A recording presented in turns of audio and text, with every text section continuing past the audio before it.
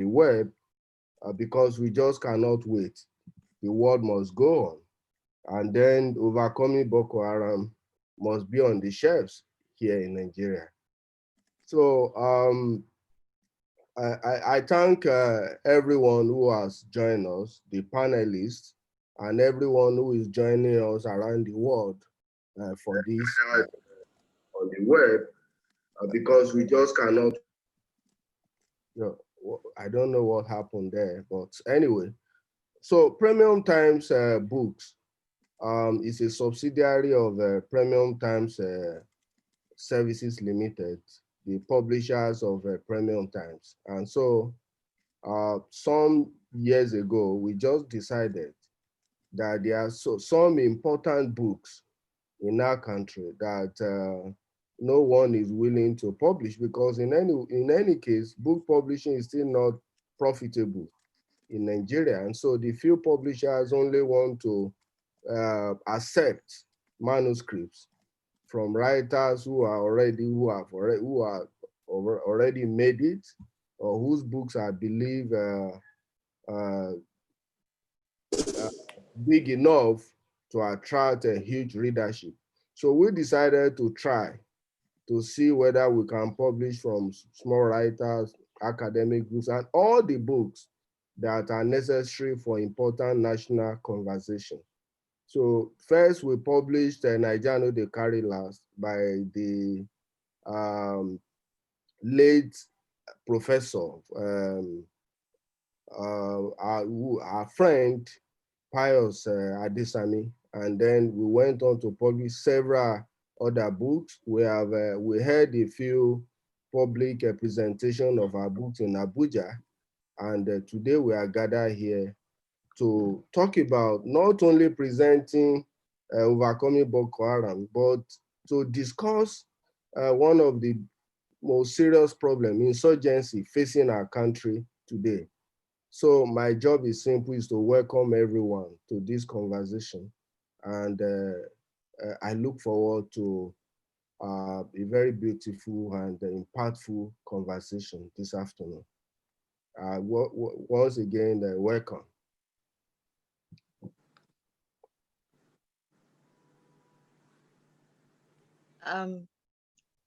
Thank you very much, Majid, for that. We really appreciate it. Good afternoon, all. My name is Ladi Oloriomi. I will be the moderator of the rest of the session. We're very lucky to have with us our panelists, whom I will go on to introduce in a little while. Before then, I need to talk about the following on what Majid just said. The book we're launching today and the sister books that came before it. Today we're launching Overcoming Boko Haram. It's the third book in a trilogy, all edited by Dr. Abdurrauf Mustafa. The first of them was Sex and Social Disorder, which it's concentrated on the Muslim-Christian relationship in northern Nigeria. Please, just to backtrack a little bit, anything I say now, I think the experts in the house will add more and correct me as I'm going along, so please just take it as just background information. So we had Sex and Social Disorder. It was the first book in the trilogy. The second is Creed and Grievance. And as Majid just mentioned, we had the opportunity of having a physical book presentation of those two books back in 2018, and it was well received. As he also mentioned, these two books were among some of those that are considered not profitable to publish by whoever, the people you can regard as the mainstream Nigerian publishers. But at Premium Times Books, our mission is to bring out books that are important to, yes, the national conversation and to the integration of the nation and to guarding the pretty young democracy of Nigeria. And we regard the books in this trilogy as very important to that conversation. The Boko Haram insurgency has been on now, well, since 2009 was when it started. In preparation for today's presentation, I sort of looked at the archive of news on when we started getting reports in the media about Boko Haram. The earliest report I saw was dated back to July 28, 2009. Curiously, in that report, you know, that was like the first time the name Boko Haram was published in the media. It seems so because I saw a report in 3 newspapers. One was in Daily Trust, one was in This Day. I can't remember the third one. I think it was The Independent or something like that. But each of these articles, you know, did the same thing. They explained, you know, they called the group, you know, just some militants, and then explained that, oh, they call themselves Boko Haram, and Boko Haram means Western education is a sin. All the articles had that. That was back in 2009.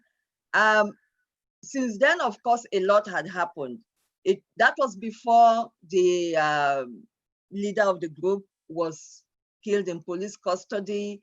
And then we had all the subsequent escalation in the militancy, the insurgency, if you like, and the bombings, the kidnappings, and of course, the displacement of, as of 2019, I believe, when the estimate is that 2 million people have been displaced, more than 27,000 people have lost their lives, and on and on and on. The grim statistics, which we all know. In the life of this insurgency, there have been many books written on it. Again, at the last count, 2019, I came across at least one account that said that states that about 27 books have been published on the insurgency. Now, of these 27 books, we regard the trilogy, Sex and Social Disorder, Greed and Grievance, and the book we're launching today, Overcoming Boko Haram, as the best of the bunch, you know, because it's been the most incisive. It's various critics and analysts have called it, the magisterial presentation of the facts of the insurgency and the background to the insurgency in these books. So today we are lucky to have with us panelists who will delve into that. So if I may introduce the panelists, there's of course Dr. Kate Meha. Dr. Meha, co-edited Overcoming Boko Haram. She is a lecturer at Kate, please correct me if I'm, at London School of Economics. She will do a better job of introducing herself, so let me leave it at that. Then, of course, we have Professor Kiari. Prof, may I please just let you introduce yourself too? I don't want to do a bad job of it, which I think I will do.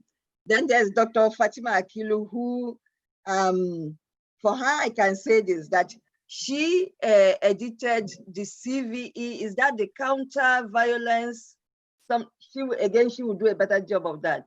But it's literally the document, that Nigeria implements. The government has been implementing in the area of de-radicalization of, how would you say, members of the insurgency who have sort of left the insurgency. So I'm going to call now, Dr. Meha, please, to give an overview of all the trilogy and of this book in particular. Thank you. Okay. Thank you very much, and thanks for the kind introduction. I'm actually going to speak essentially to the third book rather than to focus on the trilogy, except to point out that this is the third book in a trilogy, that the issue of conflict in Nigeria, of religious conflict in northern Nigeria, is an issue that Ralph felt was extremely important and something that he felt was really at the heart of understanding some of the things that were going wrong in Nigeria, but also that addressing this could help things go much better in Nigeria. So he started this work way back in 2011, doing research with the Dutch funding on a wider Islam in developing countries project. And the first two books were a product of that piece of research carried out in 2011, which was looking at simply Islam in northern Nigeria, but turned into two books, one on Muslim-Muslim conflict, that's sects and social disorder, and the second on Muslim-Christian conflict, which is the book Creed and Grievance. And in both of those books, Ralph really dug into the issue of sorry, I'm going to need not to have that up, otherwise I can't read my, I can't see my notes. Okay. The issue of understanding religious conflict in Nigeria, but also seeing how religious conflict is woven into much deeper historical and social and political processes of the Nigerian system, not just in northern Nigeria, but in Nigeria as a whole.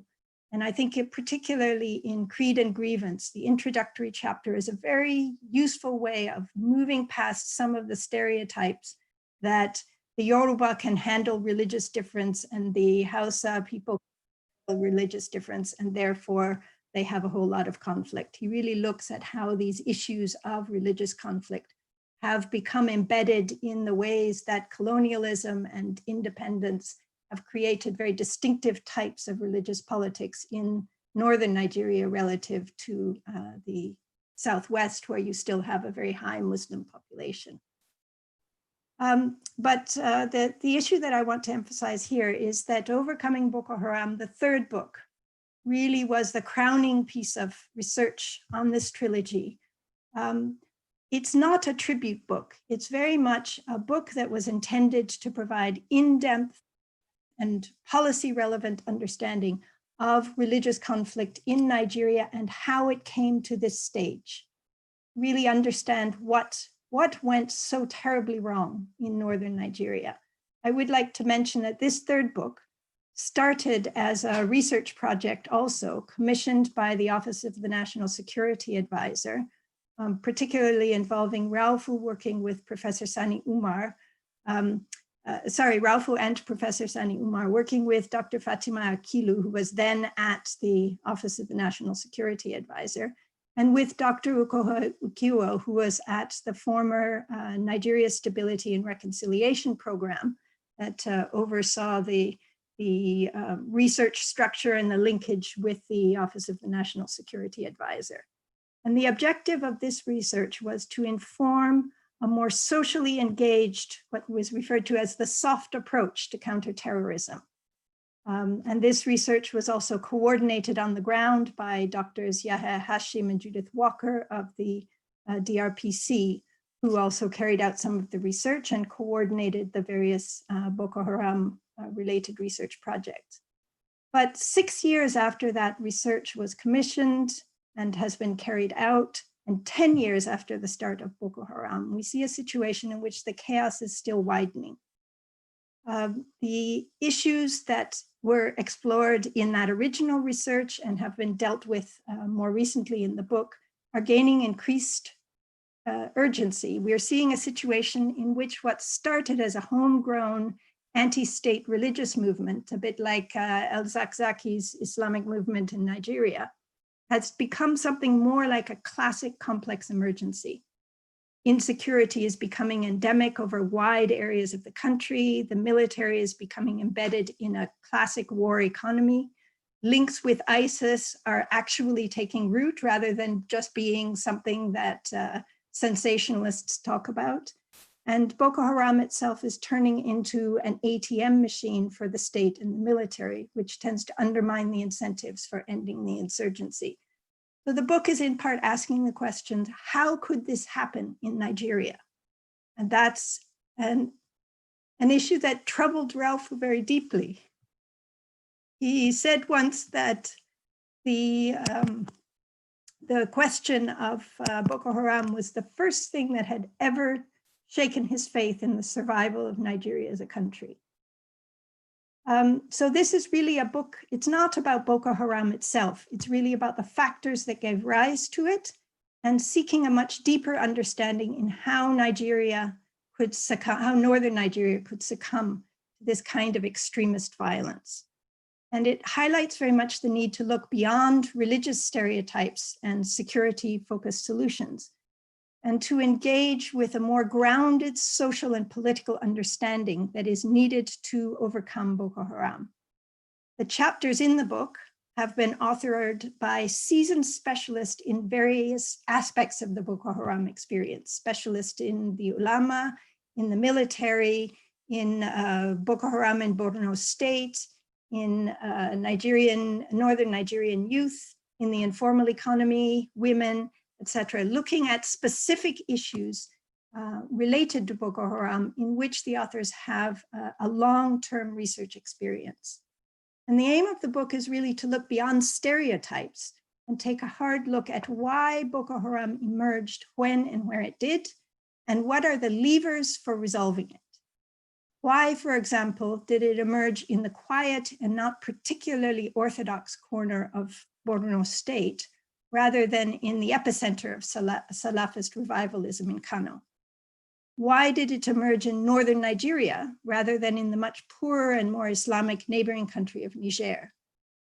And the book also asks questions about, if Boko Haram is also about poverty, why did some people join who were not poor? And why did many of the poor not join Boko Haram? So what is the role of poverty? And it also concludes with a sobering look at the possible endgames of the Boko Haram insurgency, based on an analysis of past religious insurgencies and really comparing the factors at play with what is going on in Nigeria and what the probable outcomes are. So what I want to round up with are to quickly go through some of the core issues about the role of Islam, the role of inequality, the issue of state failures, and some ideas about the way forward. The first point that the book makes very centrally is that Boko Haram is not about Islam. It's about political competition and social protest in a Muslim majority context. So people are using the idiom of Islam to engage in political struggles and to engage in various types of social protest. But it is not first and foremost something that is jihadist in terms of the global Islamic jihadi networks. The book shows very clearly that Boko Haram is not about Islamic doctrine, but about the politics of state capture, religious brinksmanship, and popular disaffection in a Muslim majority context of northern Nigeria. The problem is not about Salafism, but about the political use of Salafism for state capture, compounded by the scope that Salafism gives for what are called autodidacts, self-learning, individual interpretation of the Quran, not necessarily grounded in much deeper Islamic learning and training and scholarship. The result was that trained, semi-trained, and self-taught preachers looking for followers in the crucible of struggles over political power in the Sharia era in the northern states unleashed what Professor Sani Umar calls a religious bidding war of extremist rhetoric and violent mobilization. This came into a context in which already the North was embroiled in extreme poverty and inequality. The North has been shown over a long period to have suffered disproportionately under SAP. Even by 2010, northern Nigeria had 40% higher rates of poverty, 3 times the unemployment rate, and 4 times the rate of illiteracy of southwestern Nigeria. Northern Nigeria has the worst intrastate inequality, that is inequality between members of a state, as well as the worst interregional inequality. And to put that in perspective, the Human Development Index for Lagos State is similar to that of India, And the Human Development Index for Borno and Yobe states are similar to Afghanistan. So you have enormous inequality within the country. So what's ensued by about the 2008, 9, 10 period is that for many people, structural adjustment had broken the promises of liberal modernity and development. And this was becoming compounded by the broken promises of Sharia law, which promised to restore social and economic justice and very much did not for the majority of the population. And that failure of Sharia law has been referred to as a failed Islamic populism. And failed populism pushes the desperate and the disaffected closer and closer to violence. We've been seeing this in the modern day in other parts of the world, in Trump's America and Brexit Britain, in which failing populism actually exacerbates right-wing nationalism with a growing potential for right-wing violence. The addressing of the issues of providing dignified livelihoods for northern Nigeria are definitely as important as security in containing Boko Haram. And the book very much focuses on the ways in which the focus on job provision for graduates is tending to exacerbate the problem because it's not attending to the skills and employment needs of the bulk of northern Nigerian youth. The third issue is the whole issue of the failure of state institutions to address underlying issues. Some of these problems are structural, as Idrissa will look at in his own discussion. The use of religion in struggles by Nigeria's states over power and resources has over a long period been compounded by the federal government's constraints on intervention in religious matters because of the federal structure. This has been more effectively handled by the centrist system in Niger, as Idrissa will talk about, so I'll leave that to him. But in this crucible of extreme religious competition, it's been exaggerated, very much exacerbated by extreme state corruption, growing state corruption, human rights abuses, and the overstretching of the military, and intensifying international intervention in military organization and strategy, and the ways in which that is undermining alignment and clear strategy in the military is raised in the chapter on the military by Julie Sanda. Boko Haram is in many ways feeding the problems of state and military corruption. And as I've mentioned, is actually reducing the incentives to end the insurgency by the very agencies that are tasked with dealing with that. And that has been raised in the section on end games, which points out that the most likely outcome of Boko Haram is not state victory and not rebel victory, but in fact, a debilitating stalemate. And by confronting the realities of the most likely endgame of Boko Haram, attempts to shift policy and strategy more in the direction of negotiation and policies that look beyond security to the deeper causes of the problem. And I'd like to close with pointing out that the reality of Boko Haram is it is not a northern problem, and it's not a Kanuri problem. It is a whole of Nigeria problem. That poverty and inequality are a national concern. The state and military failures are national issues. These are all national realities that must be addressed, that have manifested themselves in the particular situation of northern Nigeria, starting in the northeast, but actually the insecurity is spreading in different ways more widely throughout the north. And this book is calling for a whole of society approach to resolving the insurgency. Since it is not a northern problem, it needs to be dealt with as a whole of society issue, occupying national perspectives on causes and solutions, but also a deeper engagement with informed perspectives from northern Nigerian society. Constructive local and state institutions, professional and civil society groups from the north, traditional leadership and the ulama, they all have a constructive role to play. And the book makes that point very forcefully in various places. It's really important to move beyond counter-terrorist protocols that tend to reject local knowledge and local experience as partisan, and actually engage with those who understand the realities on the ground more effectively and bring them into the discussion of solutions rather than opting for external solutions that have proven ill-informed and in many cases ineffective.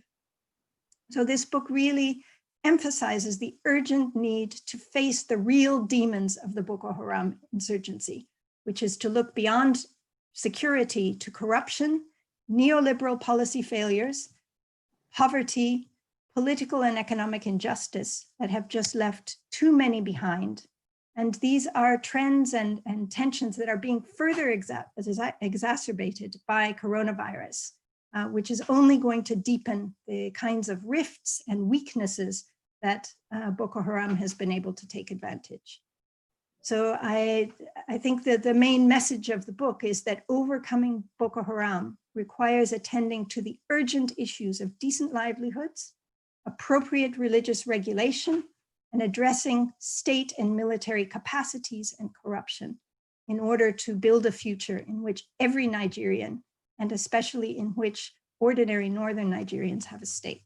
Thank you very much, and apologies for going a bit over time. Oh, thank you very much. And really, we don't mind the fact that you went over time because nobody has a deeper knowledge of this than the overview of the book than you do. I would like to say to all the participants, please drop your questions in the chat box. We will take each question as at the appropriate time. And now, please, Professor Kiari, if you can please give your review of the book. Thank you. Okay, thank you very much, Ladi, if you can hear me. Thank you, Kate. You have done, a very good introduction. So I will skip anything that I need to talk about, the first two books, and of course, the overcoming Boko Haram, faith, society, and Islamic radicalization in Northern Nigeria. This is the subject of my own discussion. And of course, the background is fairly clear. There are three books. The first two obviously discuss, sex and social disorder, dissonances within Islam, creed and grievance, Muslim-Christian relations. But here we are dealing with a third book, which is the subject of our review, which basically is an attempt to explore and to respond to the Boko Haram insurgency as a people, and a society. To achieve this, the book adopted, like Kate says, a whole of society approach, using scholars from different disciplines and backgrounds, all committed to the study of state and society in Northern Nigeria, and in Niger, of course, in now reference to Idrissa. There are many books on Boko Haram, as Ladi said in her introduction. Many, but there are very few good ones, on the study of Boko Haram. And a book like Overcoming Boko Haram, grounded in empirical research, is indeed a very welcome development to a very crowded field. However, this book, according to its authors, is not stricto sensu about Boko Haram, but about the political and economic pressures driving it and the social and institutional resources in Nigerian society capable of overcoming it. That's what it says, in the opening chapters. But it has turned out to be a very good book on and about Boko Haram. So I think they were too modest in saying it is not, on Boko Haram. It is indeed a book on Boko Haram. It is a book about Boko Haram, and it is a book about, how to overcome the challenge of the Boko Haram insurgency, in Nigeria and in neighboring countries.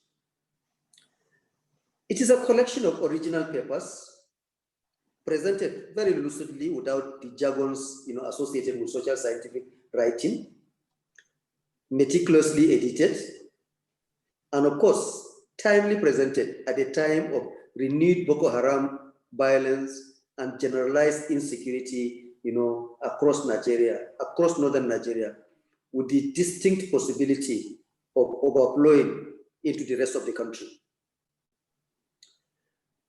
This book is a successful attempt, like Kate says, at deconstructing some of the misconceptions, myth, and half-truth about Boko Haram, especially the tendency to blame Islam or Muslims, northern Nigeria, or the Kanuri, all of which appear without substance in many of the writings of so-called experts on Boko Haram. Some of the writers, including Mohammed Sanusi, for example, has deconstructed first the binary division between a pacifist Sufi tradition and a violent Salafi tradition, which again Kate has made mention of. And of course, he has called our attention to the failure of the state and the flawed understanding of Islam. Again, an issue to which Kate has responded.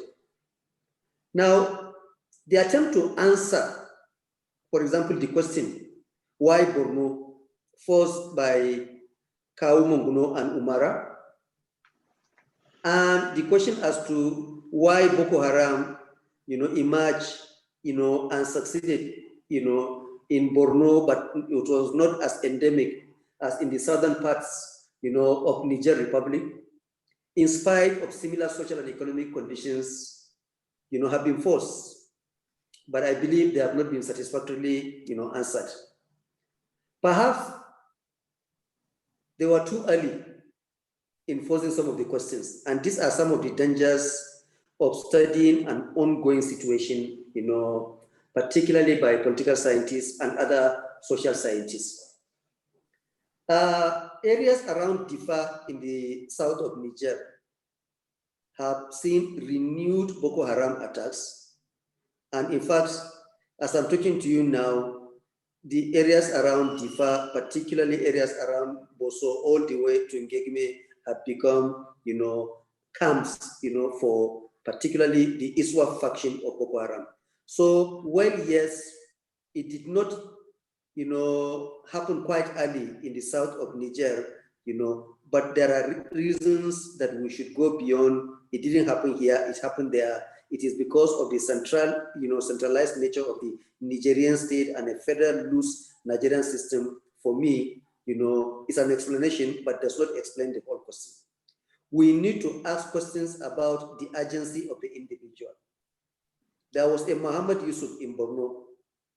There wasn't one in either the rest of northern Nigeria or in the south of Niger.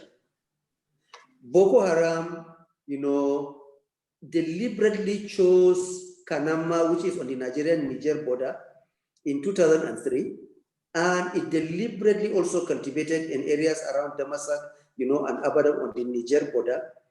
And one of the major commanders and sponsors of Boko Haram, Kakabulu, is right now in detention, at Kutukale, in Niamey. So the agency of the individual, and local conditions also need to be, studied. But these are debates that will go definitely beyond this book.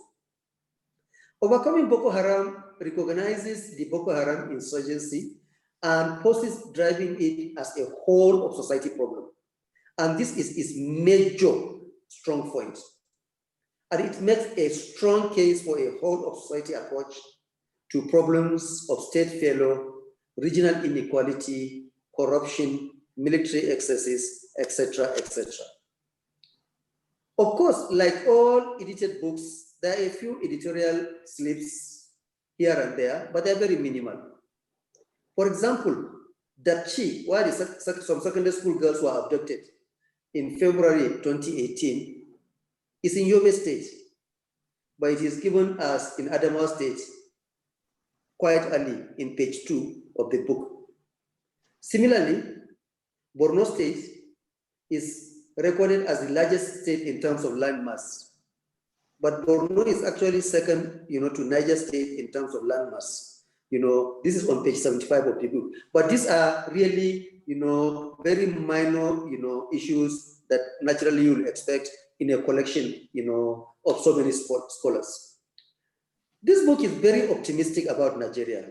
Again, that gladdens my heart. An optimism definitely born out of Rauf's faith in this country. It is indeed, for me, a good epitaph to Rauf's sterling academic career and even more impressive sense of nationalism and Pan-Africanism. Kate and the contributors have done a good job that Rauf will definitely be proud of. I will recommend this book, Overcoming Boko Haram, as one of the best readings on and about Boko Haram, and I recommend warmly. Thank you very much. Thank you, Prof. My sense is that we will come back, you will have to speak a little more on the issues during the Q&A, but I think you've given a very interesting overview of the book itself.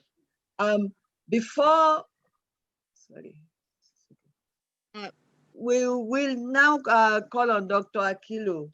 But before Dr. Akilu speaks, please, I have to tender Dr. Idrisa's apologies. Dr. Idrisa, unfortunately, will not be joining us because he is sort of in transit. He's conducting some research in Niamey. And because of the COVID situation, he really wasn't sure when he was going to get a flight or not. Fortunately for him, the flight finally happened a few days ago. But unfortunately for us, that means he's in transit, he cannot join us. But he kindly sent in his contribution, to fill his time slot, which I will be reading out. Before I do that, please, I will call on Dr. Akilu to please talk to us on about radicalization and de-radicalization within the scope of the book. And it's nice, it's really great that actually, as Kate mentioned, Dr. Akilu was part of in a way, contributed to or supported the research that brought this book to life. So I think her contribution in that direction, will be very helpful to us. Dr. Akilu. Thank you so much, and thank you for having me on this panel. I'd like to say a word about Dr. Mustafa. I was working in the Office of the National Security Advisor in 2012, where we were tasked with designing and developing Nigeria's countering violent extremism program. And to be quite honest, when we started, we didn't have a clue in terms of which direction to go. A lot of the work that's been done by government, as you know, is often not evidence-based. And Dr. Mustafa came in, and also Dr. Kiari Mohammed was part of that group that really helped us with this research project that gave us a better understanding of the forces of radicalization, the pathways to radicalization, socio-economic and political context of the insurgency. And that was really what laid the foundation to the program that we eventually designed. And I don't take that lightly, because that has informed me the importance of always having evidence-based programs designed. So having said that, I will say a few words about radicalization and a bit probably about de-radicalization. I think Dr. Kate Mia has already said quite a lot of the things that I wanted to say. So I will talk about it from the point of view of the people that I actually work with. Over the years, I have had the real privilege of working and trying to de-radicalize now hundreds and hundreds of members of Boko Haram from every level, from senior commanders to foot soldiers, and also women and children, as well as the victims of Boko Haram. And along the way, what I learned basically is that radicalization is really a void that opportunity allows someone to fill. So if we do not fill that void, somebody else will. And insurgents in the past decades have been very good at that. When we first started working in this field about 2012 and stuff, they were really historic pathways to radicalization. Currently, what I see is more current opportunities that people are using to become radicalized. And there's also sometimes a different journey for women. So I'll try and summarize all those things. The historic reasons that we saw, especially among some of the senior commanders in the very first de-radicalization program, was that they said that the conditions that led them into Boko Haram, some of them were founders of the movement actually, were the concept of nationhood and identity, where they didn't feel that they belonged and that Nigeria was not a country. It didn't espouse their values. It didn't give them opportunities to self-actualize. They mentioned repeatedly the role of Sharia that was played across the northern states and how that was botched or failed. And they felt that within their own state, which they use Islam to define, that they could now make their own rules and present an alternative society through they could reach their psychological goals. And there was also a big backlash at what they called corruption and elite culture, where there was a rejection totally of that. A lot of things that I'm going to say are sort of contradictory, because within the Boko Haram movement, as we all know, there's also an elite culture. There are different levels and hierarchies, and there is also corruption within that. They also talked about unresolved conflicts, that they were not listened to early on when they had issues in terms of there was no state response, that the state was weak and unable to respond to most of their demands at the time. They talked about intellectual and socioeconomic as well as moral decay, and felt that they could right that by writing their own rules within their own society. There was a lack of national heroes they looked up to, and religious leaders within the movement took the place of these charismatic leaderships that people could look up to. And I find that really problematic, because now when I talk to a lot of the young children that have joined Boko Haram, they don't really have any heroes. I think we must as a society do better in terms of cultivating the importance of having national heroes that within our society that our young can look up to.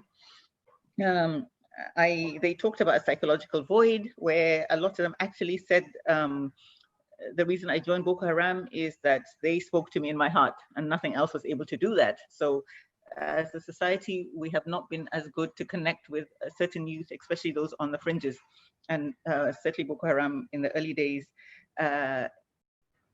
was able to capture that.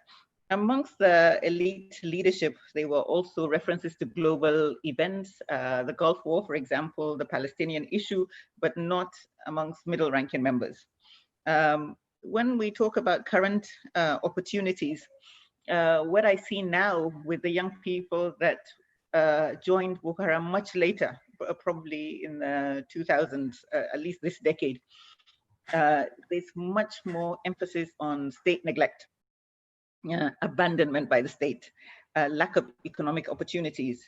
And another thing that we don't really think about very much, a lot of them say to me that, can you imagine if your mind is blank and nobody fills that mind, and Boko Haram comes in and they're the first and only teacher we've ever had. So whatever they tell us is what we believe. So there is also that. There's also the issue of dueling narratives, where the insurgents have been much better at identifying and clarifying a message, whereas the government narratives have been very clunky, confusing, not able to connect, and there really is no strategic plan around getting people not to join, whereas ISWAP now have very, very sophisticated communication plans, not only across West Africa, but across the whole Sahel, that appeals to young people. And this is really worrying. I think we should really take a minute to think about it. Most people that join Boko Haram don't think they're joining paradise anymore. We have enough information to know what's going on, and we all know that it's nothing to do with Islam, that they operate like a cult, and they're often very cruel within the movement. So we should ask ourselves, why are people still joining voluntarily? Why is radicalization still an issue? Why are they much more successful in pulling people in than we are in keeping them out?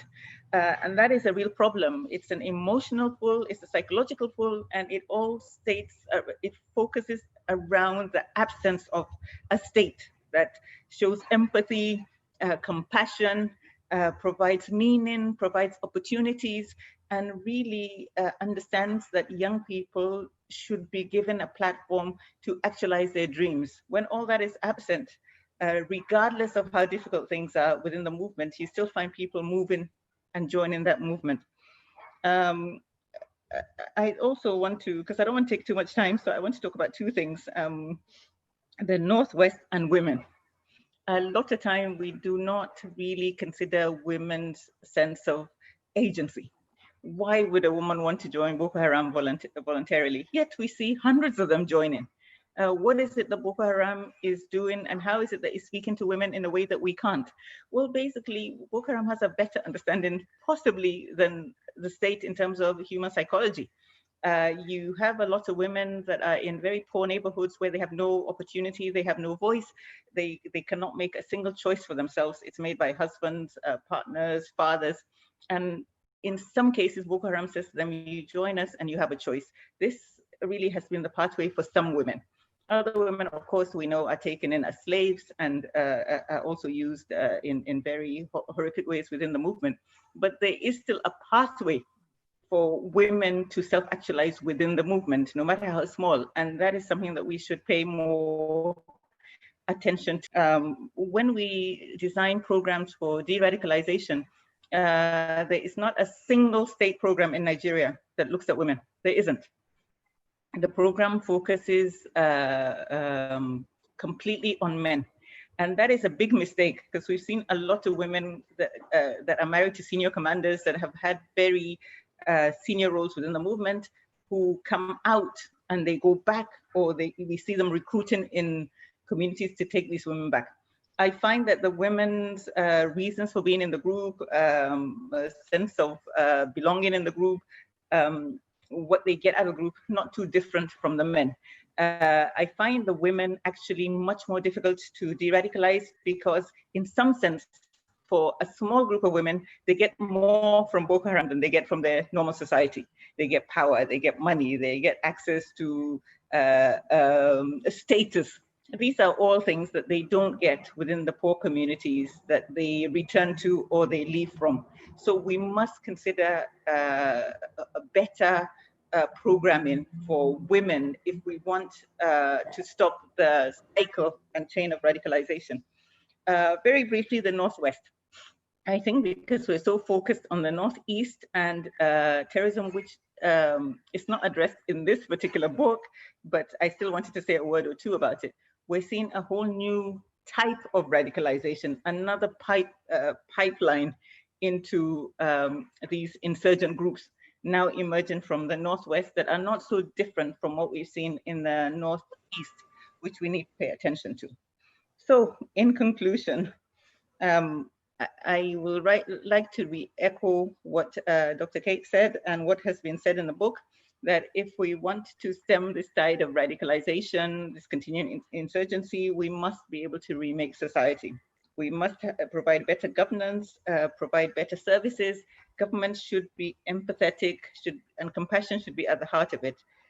We must also address and place victims at the heart of any kind of response to radicalization, to insurgency. The government approaches currently is not very joined up. It's not very inclusive. It's not anywhere near a whole of society approach that has been mentioned, but yet this is what we need in order to really stop another generation of insurgents. So thank you so much for the opportunity to talk today. Thank you very much. You've given us a load full that we're going to address over. And I can already tell you about some questions that are forming up in my mind as I listen to you. I mean, what you said about the whole women, the role of women, for instance, is something I can personally say I haven't heard from anybody before, and I've read quite a bit of literature on the insurgency. So before we go on to Q&A, I would like to read, please, the contribution sent in by Dr. Idrissa, who as I mentioned before, is in transit and cannot join us in, well, as much as one can say in person, virtually in person today. Yeah. So this is his contribution. I'll read, and I hope I will make a good sense of it. It says, good morning to everyone. I am honored by the invitation to participate in the Nigerian side of the book launch, and apologize for the fact that I can do so only in this indirect way. I regret in particular that I cannot be here with you to respond to questions and to interact, but emails can be sent to me, and I hope this write-up will give the audience a good sense of the story on the Niger side. By way of introduction, I'm sorry, I should have mentioned that Dr. Idrissa, Kate, if you can help me out on this, please. I know he's a lecturer at the University of Leiden. And I'm sorry, can you fill in a little bit here? He's a researcher at Leiden University, yeah. Leiden University, okay, good. And right now he's engaged in some research, in some work in Niamey, Niger. Now he contributed chapter 4 to the book, which talked about, you know, why the insurgency did not take root or has not been as devastating in Niger as in the communities of southern Niger, which are very much like, you know, they really are practically an extension of the communities of northeast and northwestern Nigeria and central. And that's his contribution to the book. And so this, what I'm about to read to you will hang a hint on that. And at the end of the webinar, we'll give out his email address, just like he says, in case anybody wants to get in touch with him. They said, my idea is to summarize the main reasons why Boko Haram phenomenon has had a limited impact in Niger. But I will also stress the fact that it has had an impact regardless, prompting for many years and until today, a mobilization of the state and a national expenditure of resources that is grievously hurting the small and rather deprived economy of Niger. After talking about the limiting factors, I will address the issue of response of the state of Niger, because I think that is where interesting comparisons with Nigeria may be made.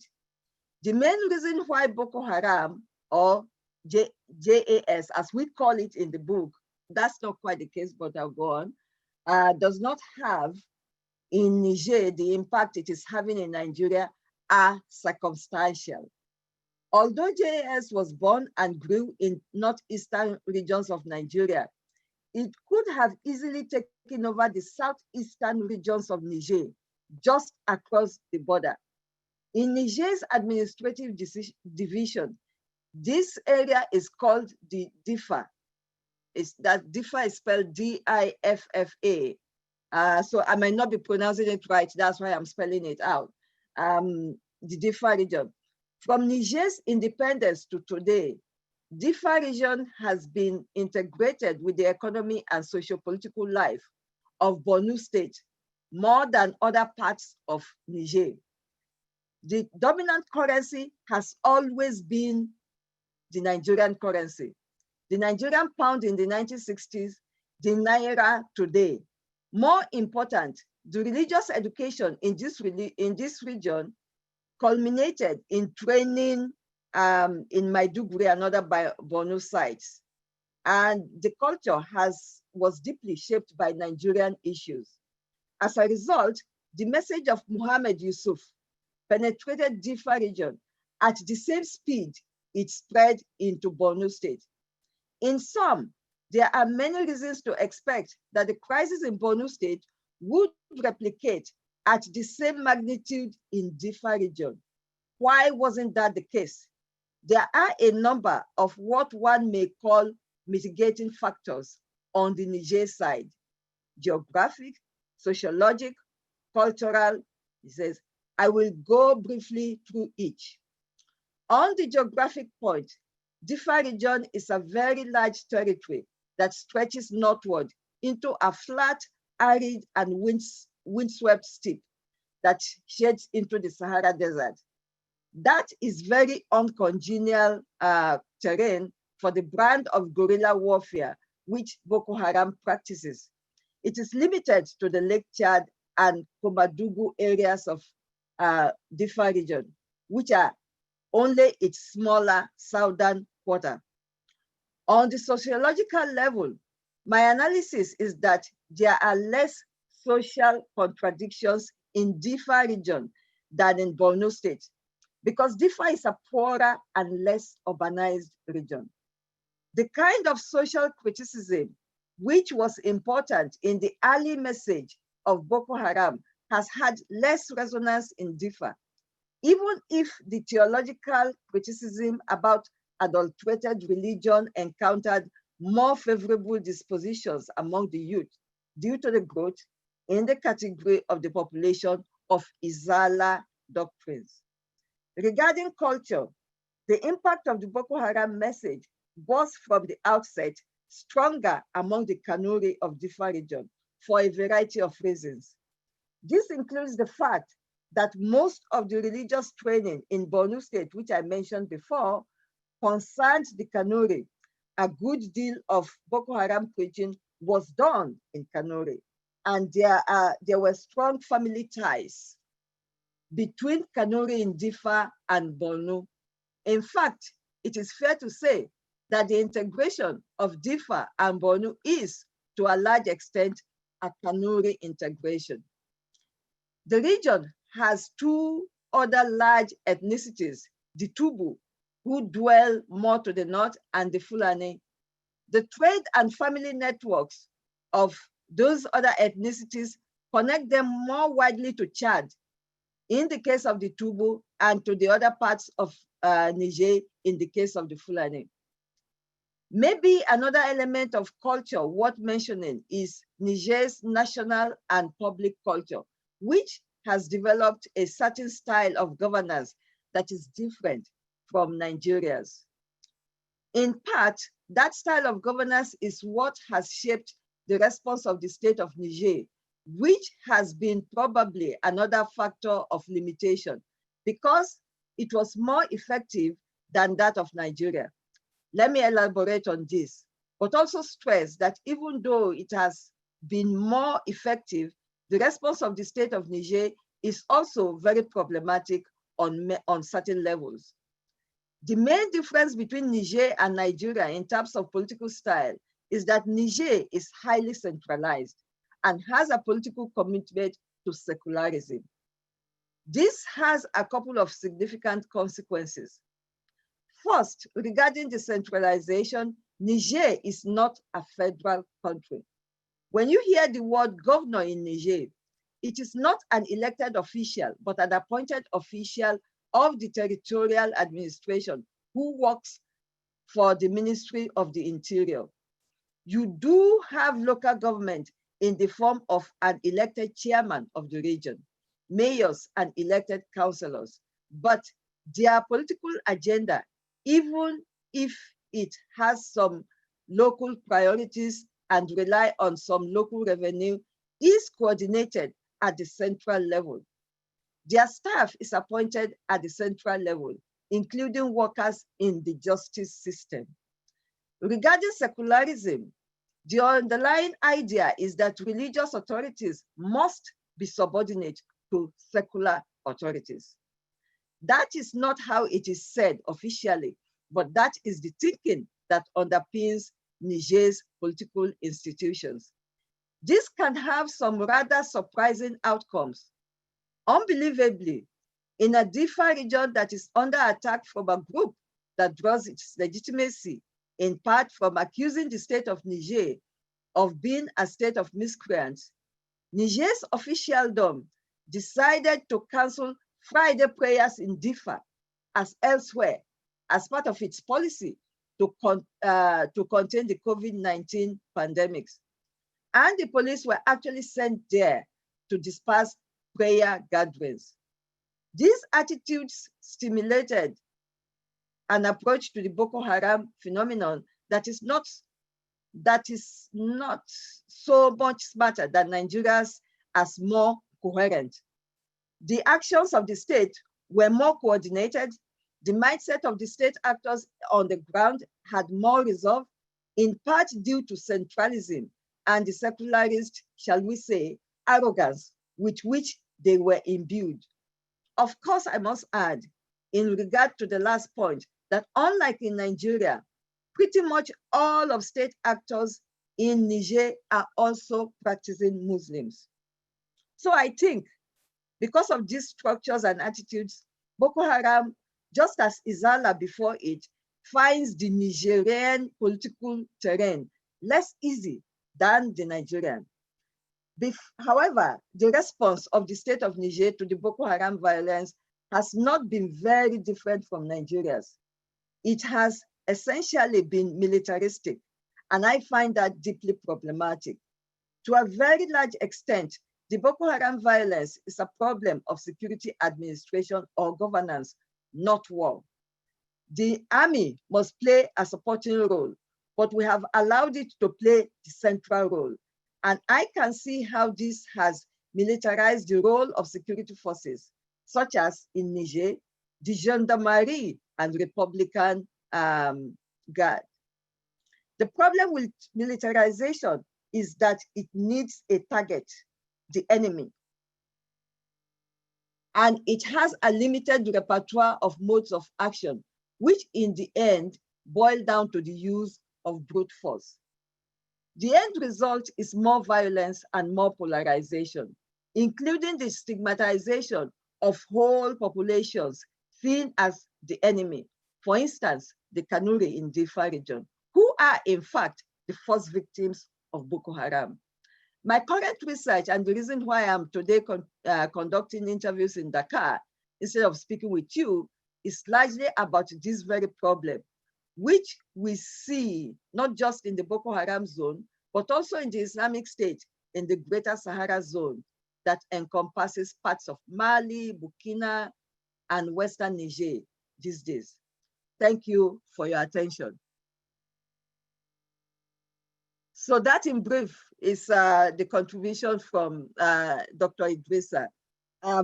As we, with that, we actually come to the end of the main presentations, and we have a lot of questions and comments. You know, I can see it on the Q&A and the chat box here. But before we go into that place, I want to make a quick comment about Dr. Abdulrauf Mustafa. As Kate mentioned, you know, and as everybody else has mentioned, including myself, Dr. Mustafa was best known for his scholarship, for his, he was a Nigerian in the most profound sense of the word, in the most profound sense of the phrase, you know, which I won't go into here. The insurgency shook his faith in in Nigeria as a nation, and and as Kate mentioned, you know, for the first time ever, you know, he doubted the survival of the country as it is now because of the intensity of the insurgency. I mention all of this to kind of show that he is in a way, I mean, he was the editor of the 3 books, which the last volume, the one we are launching today, Kate stepped in, Dr. Kate Meha stepped in to complete after Raufu passed, unfortunately, in 2017. Those who knew him and those who have read his work know that his faith in the unity of Nigeria and the possibility of Nigeria, you know, the potentials that Nigeria has, you know, is boundless and is an inspiration to all. I mention this because I would like us to please observe a 1-minute silence in his memory. He passed in August of 2017, August 8 to be precise. He worked on issues, everything about Nigeria till the day he passed. As you know, he was working on this book till then. After he passed, and one of the many people who paid tribute to him mentioned that he was working on a book about the Nigerian democracy, you know, from, if you like, 1914, when the country was founded, and it was going to be the most comprehensive book, you know, on that topic, which unfortunately we are now going to miss. So I'd like to call, please, for a minute of silence in his honor before we proceed, starting now.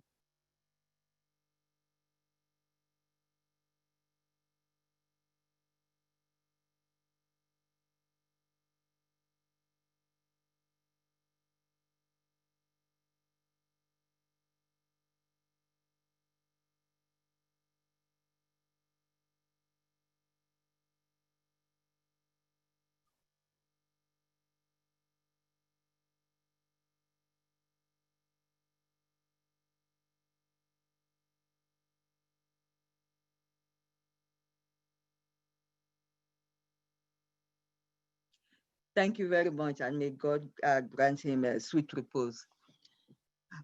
So now, thank you. I will go on to the Q&A. I can see that there are lots of questions already. And may I use this opportunity to thank all the participants, everybody who have joined us from different parts of the world. We really appreciate this. We appreciate the fact that you want to be part of this conversation, you know, about Nigeria. So saying that, going forward, I will start looking at the questions in the chat box. So from here, Christine, if you can help me out at any point, please. So we have a question from Loke Nielsen, inspired by Dr. Meha's presentation. He would like to ask the participants to draw perspectives on the trilogy's findings and arguments to current developments in Nigeria's Northwest. Furthermore, if convenient, he would like to ask the presenters for their views on international involvement in the insurgency. Are there any recommendations to the international community that can be distilled from the books? Good. Can you take that? Sure, thank you very much. And thanks to all the other panelists. I found that extremely illuminating. Certainly the issue of the Nigerian Northwest, I think I will leave more of that to Dr. Akilu, who raised it as an issue, and I think probably has more to say about it than I do. The main thing I can say is if you look at the statistics about poverty and inequality, the Northwest is in some ways worse than the Northeast. The Northeast has more extreme inequality, but the indicators are very uneven across the two, in both cases showing very extreme poverty and inequality across the whole of the North. So it's in many ways not surprising, although very, very sad and distressing, that the Northwest is sinking into similar problems of unrest and insecurity in a context of extreme poverty and joblessness. So I think many of the lessons that we can learn from Boko Haram, we should apply to the whole of the Northwest. I think Jibo Ibrahim has written a very interesting article in Premium Times about 2 weeks back, looking at some of these issues, but it's definitely something that needs to be taken up with as much urgency as Boko Haram, and has very much the similar kinds of causes. In terms of international involvement, I think it's been, shall we say, a mixed blessing. I think that the regional involvement of Chad and Niger and Cameroon has been a productive thing. I think that that's quite an important thing. But as Idrissa pointed out, it's tending to move the focus to security and away from the more, well, equally and in some ways more pressing problems of poverty and inequality, which need as much attention and probably more investment.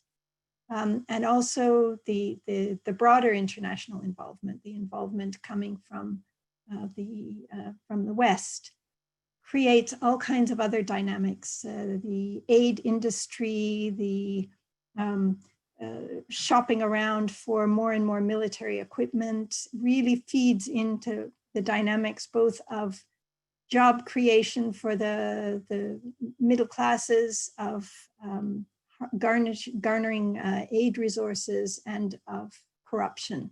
So I think the international involvement, if judiciously handled, could be productive, but it tends to create a lot of perverse incentives which are not playing out well. I think the Nigerian government and the regional government need to have much more strategic coherence and institutional coherence in the way that they handle these things, and not let themselves get pulled off course by wider international agendas about who gets a military base where and who buys what equipment, etc. But I'll leave the rest of that question to our other panelists who probably have much more informed positions. Okay, just go to the next question. Yeah. Okay, thank you. So there's a question for Professor Kiari. You noted that chapter did not do justice to the question of why Borno, partly because it was early to address it at the time. Do you think it is now time to address this question, and how would you address the question? Okay, thank you very much. Actually, it was not the chapter on Borno that I said was too early. You know, it was the chapter on why, you know, Niger was less affected, particularly the Difa region of Niger. And my argument has simply been that, excuse me, at the time Difa was least affected, the regions bordering Difa in Borno, areas from Damasak to Abadam to Malampatori, these are the areas across the River Yobe, you know, in Nigeria, they were also not affected.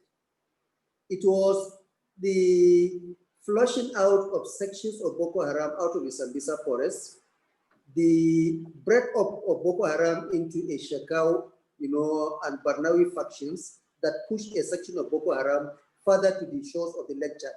And that was when, you know, the Nigerian side of Borno adjoining Difa itself was affected. So I'm not talking, you know, particularly on the chapter, you know, on Borno. I was talking of Rahman Idrisa's paper as to why, you know, Borno was more affected, you know, than adjoining side across in Niger. Now, my issue, you know, with the paper on why Borno was the issue of the agency, local agency. For example, let me put it this way. If Mohammed Yusuf, you know, had preached, lived, and recruited in a place like Kano or Sokoto, you know, the chances are Boko Haram will have emerged there and not in Borno. So we don't seem to give any attention to the agency of the individual, you know, and the attempt to recruit, you know, in those areas. The only reason why Metasini emerged in Kano was not because Kano was urban, was not because Kano was poor, but the most important agency for me at that point in time was because Muhammad Marwa, the leader of Metasini, lived, preached, recruited, you know, and thrived in Kano. So the individual agency, that was the issue I was raising. To the next question. Thank you, Professor Kiari. So the next question is for Dr. Akilu, and I will just join two questions into one. So the first is, kindly elaborate on opportunities available to women in insurgent groups that are absent in Nigerian state and society. And the second question is, if you could elaborate more on the age segmentation within the young group. Okay, thank you so much. I think What I was referring to in terms of opportunities for women within the Boko Haram movement, this is for a small percentage of women who normally marry senior commanders. So for those particular women, their experience within the group is very unique. For example, some of them are taught how to use weapons, assemble weapons. A lot of them have access to resources, money, material things. They have slaves that they have authority over. These women don't have to do any housework. And they don't have to really do a lot of the day-to-day child rearing. So they are in a very privileged position, which is very, very different from how they're treated within their communities, because within their communities, a lot of these women, of course, would have to do a lot of housework, would have to do a lot of child rearing. Most of them come from poor backgrounds. Not that middle-class women don't join Boko Haram, but I haven't come across many.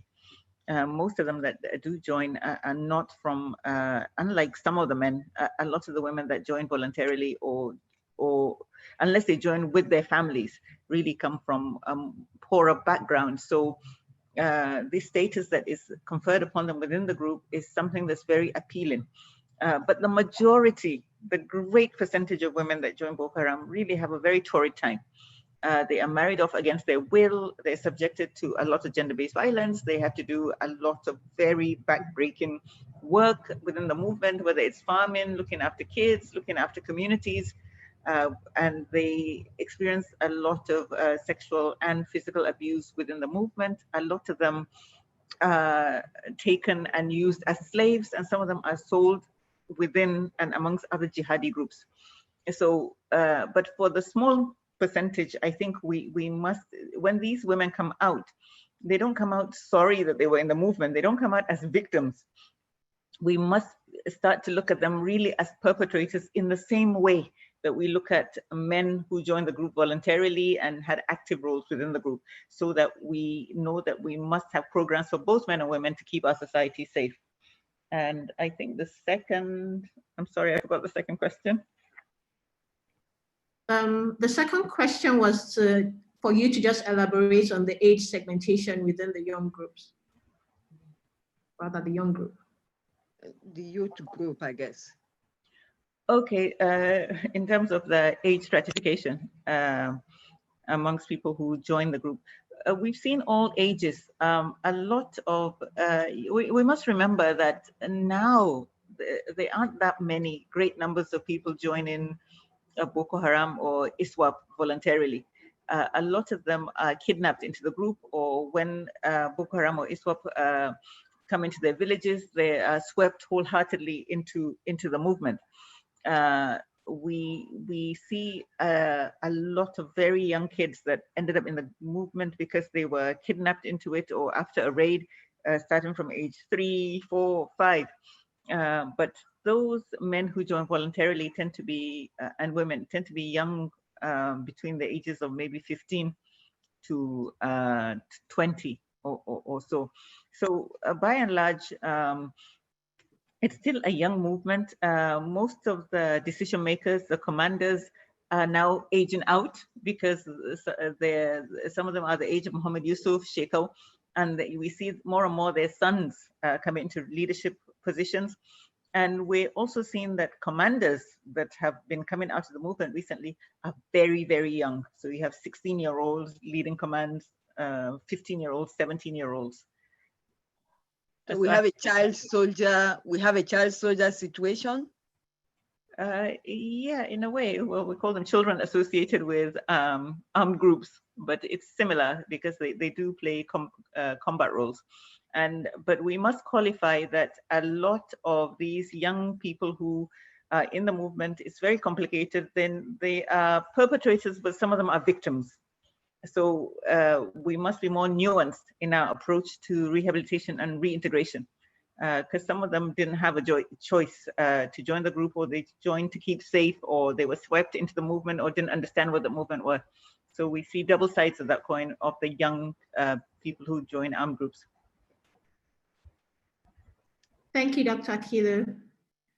So the next question is to Dr. Meah.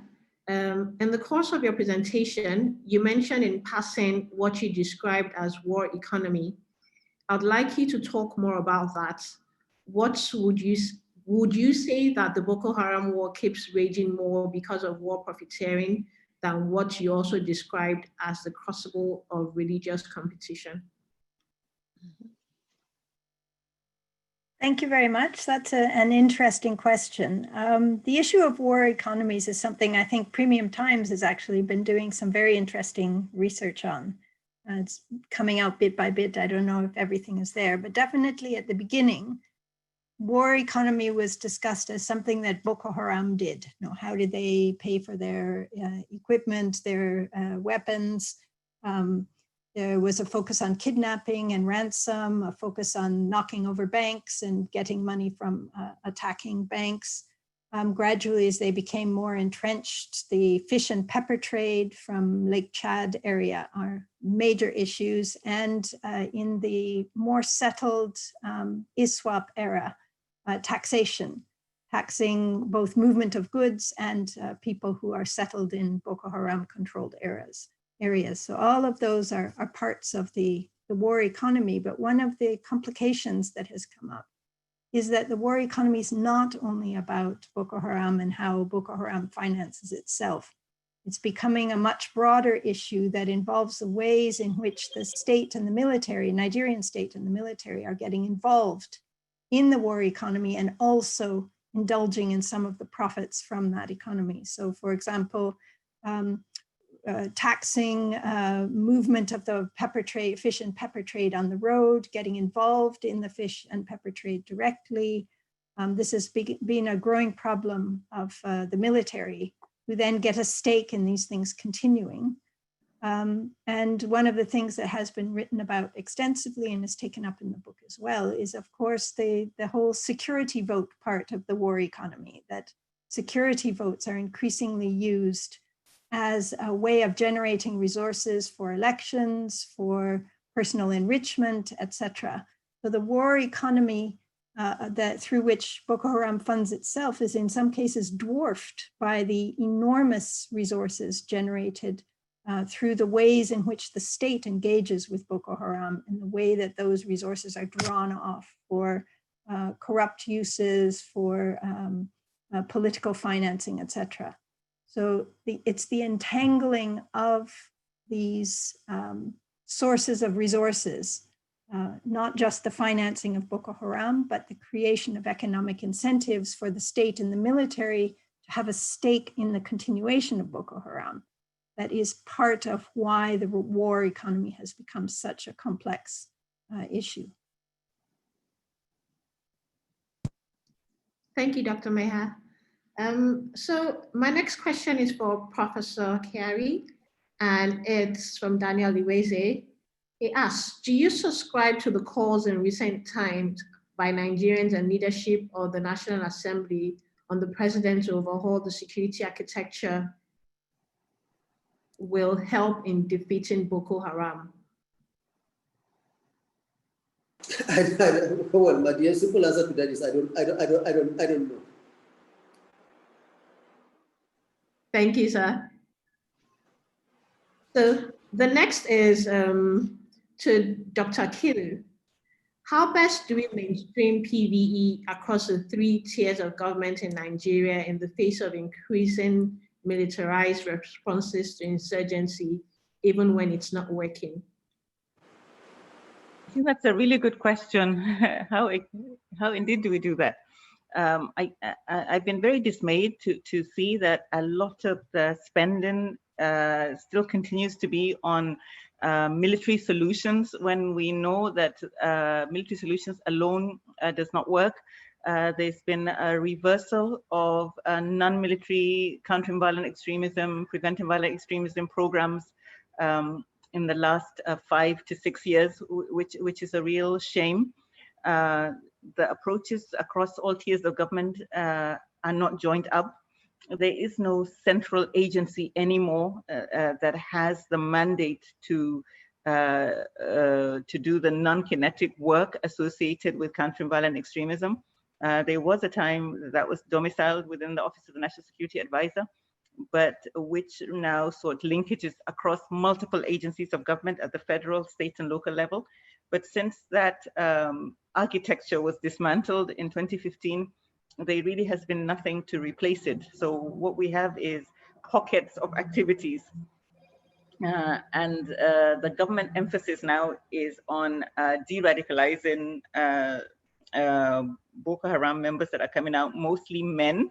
And it's also done within the ambit of the military, although the programs itself has civilian elements in it. But I think beyond that, there really has not been political will to address this problem in a non-militarized manner for now. Thank you, Dr. Akilu. So the next question is to anyone can answer. Do you think Boko Haram now poses a serious, indeed existential danger to the colonial boundaries across the Sahel and further down southward in West Africa?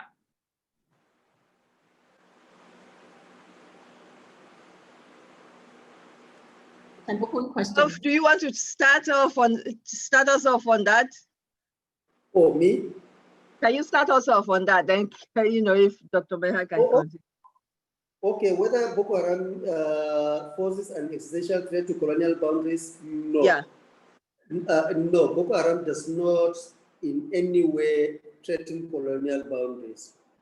But what it has done is, like all of its other positions, rejects the colonial boundaries, rejects the secularity, you know, of the Westphalian states, you know, in Nigeria and beyond, and see all of the territories, you know, as post-owned territory for which, you know, they can contest. So do they pose a threat to the colonial boundaries? No, no, they don't. But they don't actually recognize these boundaries. Let me put it this way. Thank you, Prof. Dr. Meha? Maybe Kate can add something to that. You said? No, Dr. Meha, can you add to that? You know, do you think that Boko Haram, you know, the insurgency is threatening the colonial boundaries in any way? Thank you. No, I would agree with Professor Kiari Mohammed that it doesn't. It's a shame that Idrissa isn't here because he could really say a great deal more about that. But he has a very interesting book called The Politics of Islam in the Sahel that looks at the different ways in which Islam has interfaced with state governments in different Sahelian countries. It includes Nigeria as well. And I think the core issue here is, first of all, Islam interfaces with the state in different ways in different West African countries. It's not a sort of automatic thing that you have a Muslim majority country or a heavily Islamized region and radical Islamist groups come in and they meld and take over. The history, the pre-colonial history and the colonial history shape very different relationships between Islam and the state in different Muslim majority areas in West Africa. And in addition to understanding that, we need to look at what is making states vulnerable to Islamic radical movements and address the things that are making them vulnerable. I think what Dr. Akilu was saying about the ways in which a failure to attend to a longing for purpose and aspiration and decent livelihood pushes people into doing things that they don't necessarily instinctively want to do.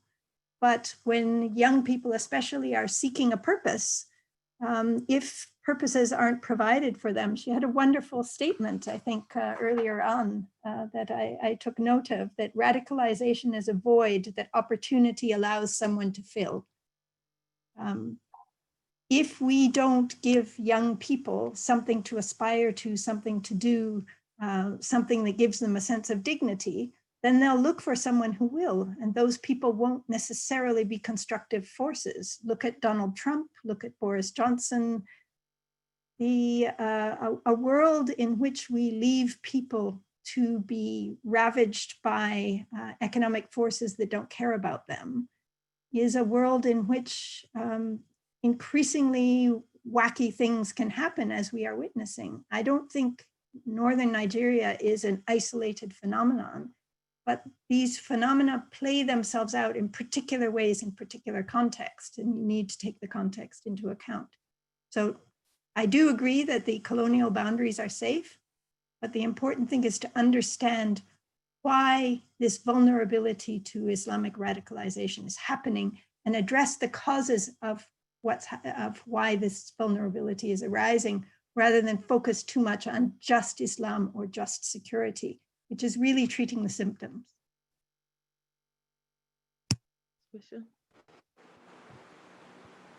What's the next question? Thank you. So this question is for Dr. Akilu, and it's from Ayobe. And so I'll just make it short. Basically, she's surprised and disappointed, or he or she's surprised and disappointed to hear that there's no program whatsoever for women, and that the Bring Back Our Girls movement considered Chibok girls as the identifiable face of that issue, or the issue. And we know that their case is given a different kind of attention. Basically, do you know why there are no programs to reintegrate women? Is it that none have been proposed? Is it because of the belief that military solutions are the answer and that only men are involved in fighting? I think it's the same problem across our whole society, where women are just not taken that seriously, to be quite honest. So where there is an overemphasis on reintegrating men, getting men to be productive members of society, there is a belief that women are somehow soft. They don't have agency. Women cannot be dangerous. So we don't need to invest in them returning to society, that women will come back and just blend into society. And so it's never been a major priority for the federal government. There was one program which I run for a year at the behest of Borno State government. So it wasn't a federal government, it was a state program. And I found the women almost as dangerous as the men that I worked with, and some more so. And yet after a year, even though we had done risk assessments and found them to be very dangerous, the state government did not believe it. They didn't see them as a danger to society, and they dismantled the program.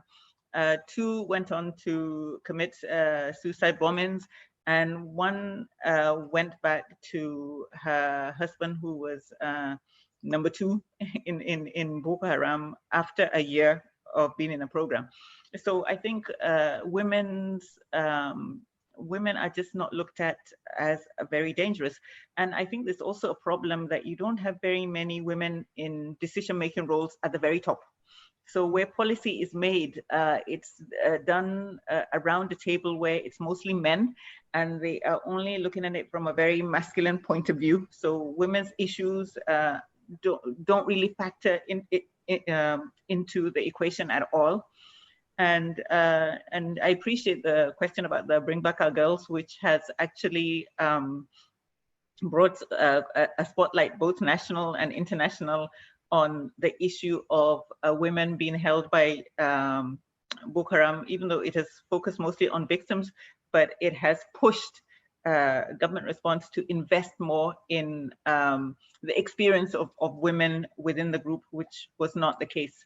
So I think it's just a combination of the way that we as a society see women and the importance that we attach to women, and our willingness to believe and understand that women can have similar desires and risk levels as men. If I may jump in, please, Dr. Akilu, I would like your comment on this.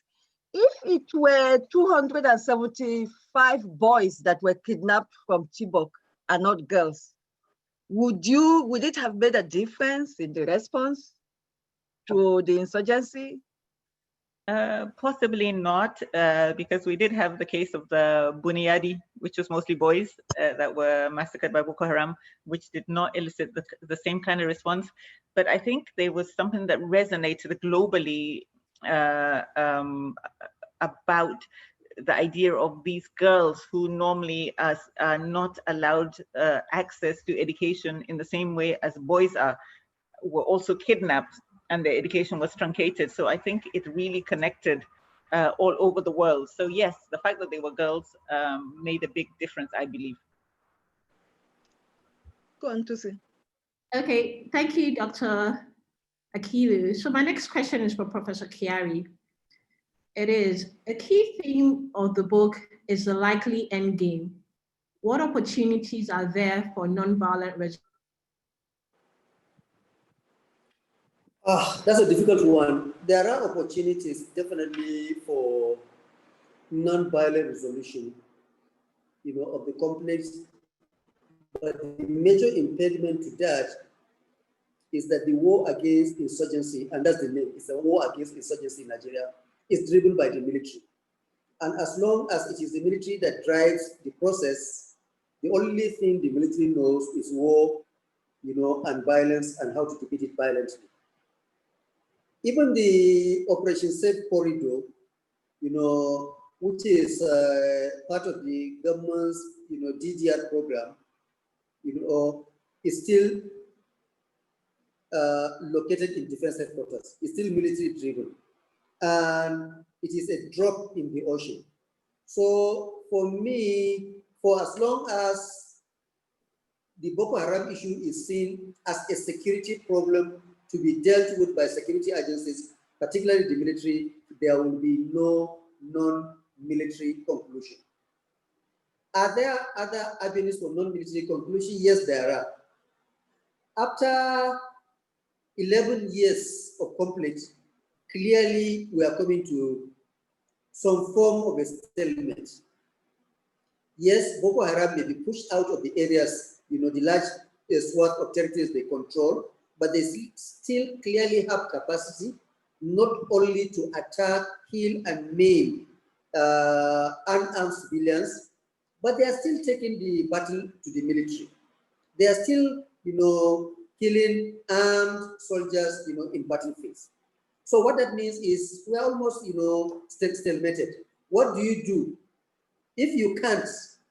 The end game, unfortunately, is either for the Nigerian military to defeat Boko Haram, for Boko Haram to defeat Nigerian military, or we look for, a non-military conclusion, of the physical conflicts. An insurgency, an asymmetric warfare, such as the one we are facing, is such that even if you succeed in decapitation, which is either capturing or killing the major commanders, you will still have to do, a lot of mopping up, which is, why is that so? Because Boko Haram foot soldiers and commanders are fighting in the belief, again, issue of radicalization, which Fatima has said, are fighting in the belief that they are fighting for a just cause, they are fighting for a religious cause, they are fighting for a cause in which if they die, they are going to go to heaven. But here we are, with our own security agents whose mission is to go and kill and come back while the opponent is willing to die in the process. So it's a very difficult war. The end game will be defeat Boko Haram defeats Nigeria, or we look for a non-military conclusion. And that's a matter of political will, for which, nobody in Nigeria is talking about, a non-military conclusion. Even though, behind the scenes, there had been a lot of negotiations. What led to the release of some of the Chibok girls? It was negotiation. Money had exchanged hands. Some Boko Haram commanders had been released for some of the Chibok girls. Money had exchanged hands for the Dapchi girls. And there are so many informal channels. What do you require? If you are going to do informal channels under political pressure, then what we need to do is to do a formal, negotiation to end the conflict. If I may quickly follow up on what you're saying, sir, what is the role of the ulama in all of this? Do they have a role? Is there something that can be done by them? No. For now, there have been attempts, like some, international NGOs, such as the Humanitarian Dialogue, to come up with, some pieces of tracts, on counter narratives. These are with a view to stopping radicalization. What do you do to the already radicalized? Let me give you a few examples.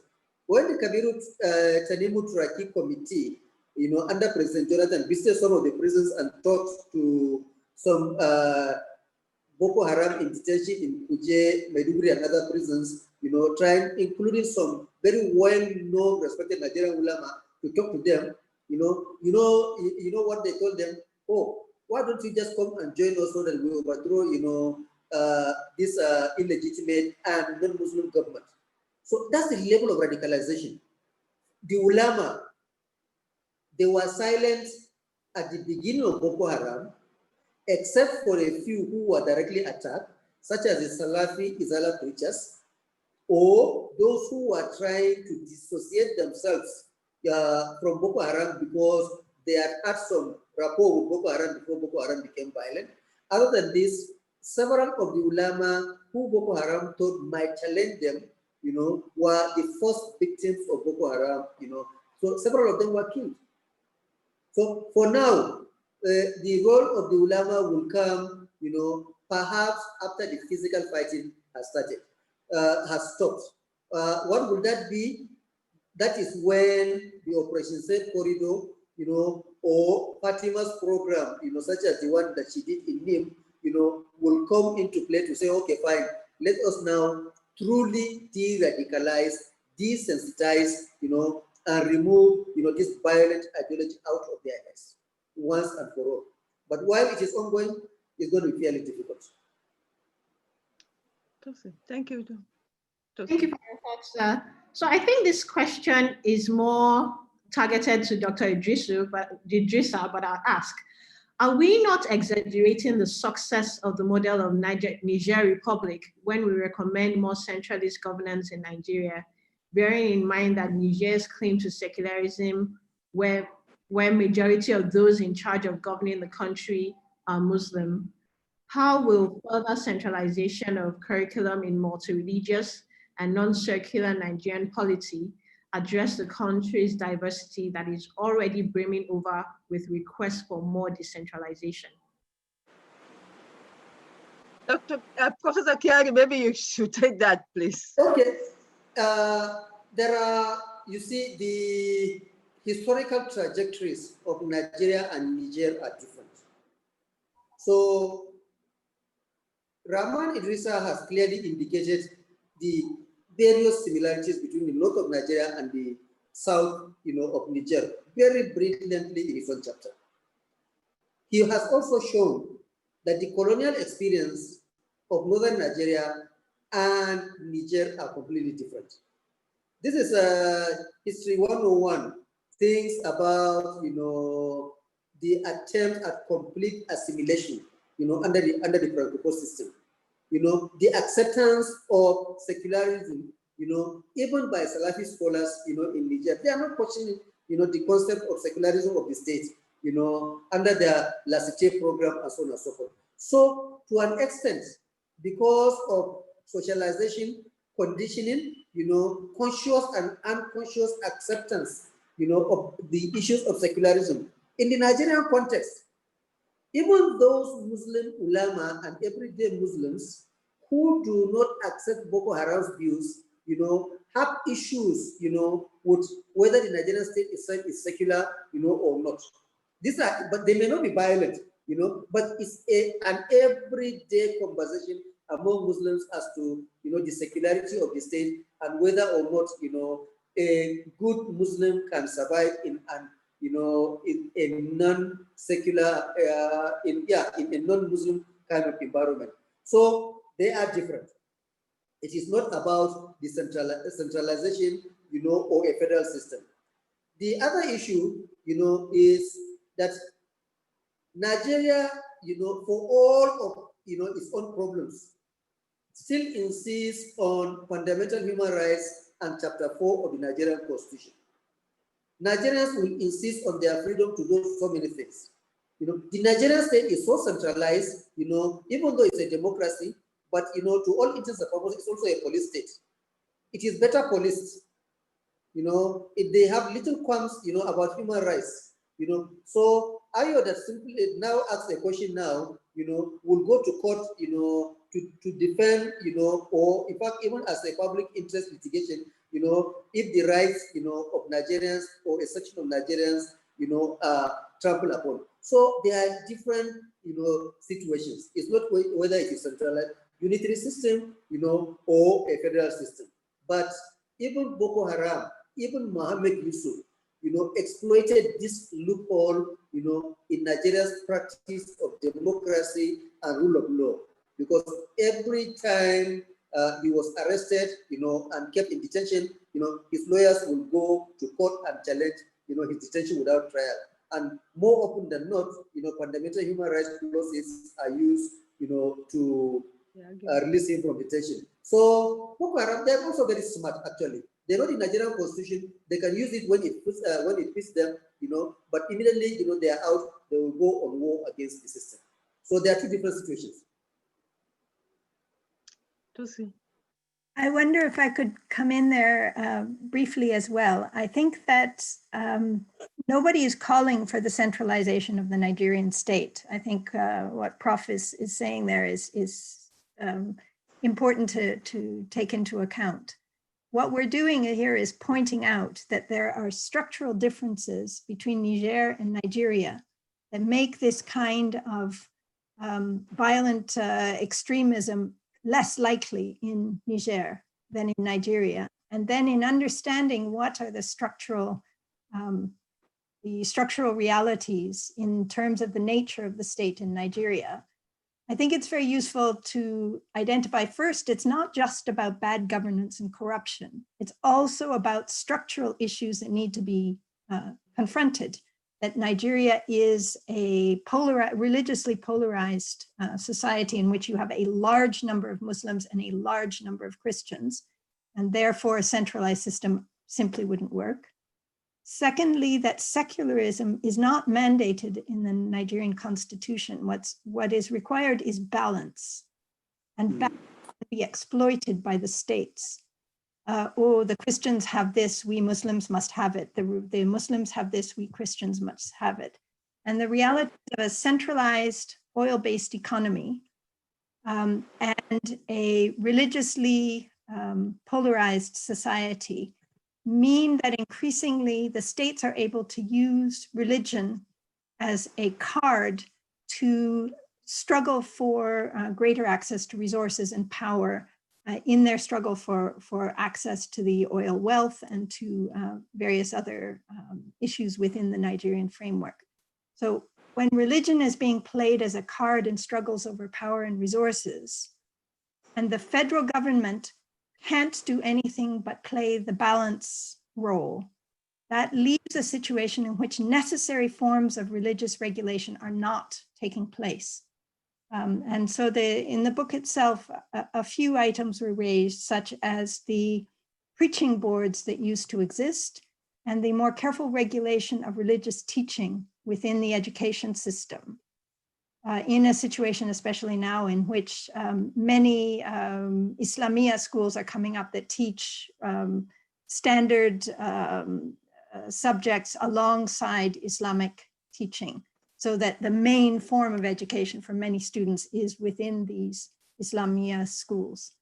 So these are areas where effective regulation of religion, along with other non-religious forms of regulation about hate speech, etc., need to be attended to more carefully. So nobody is saying that Nigeria should be a centralized state and then it would sort these things out. I think the questioner is right, that the structure of the Nigerian society makes that impossible.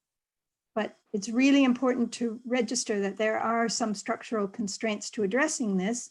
There are some dynamics that have proven highly problematic about the way the states play the religion card and the way that the federal government is constrained about its intervention.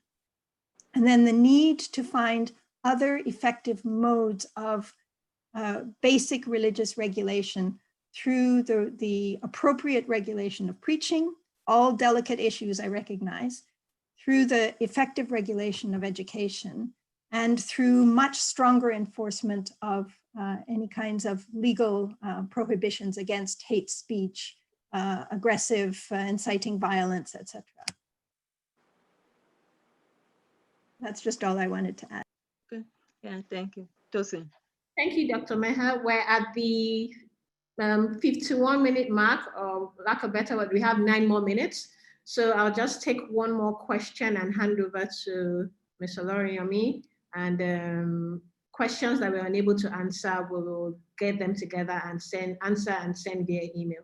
So the last one is, it's quite interesting that Abubakar Shekau made news recently for criticizing the verdict of the Sharia court in Kano by saying that they themselves were guilty as infidels, while conversely, the chairman in Kano reportedly endorsed the judgment on the ground that it aligns with the doctrinal provisions of Islam.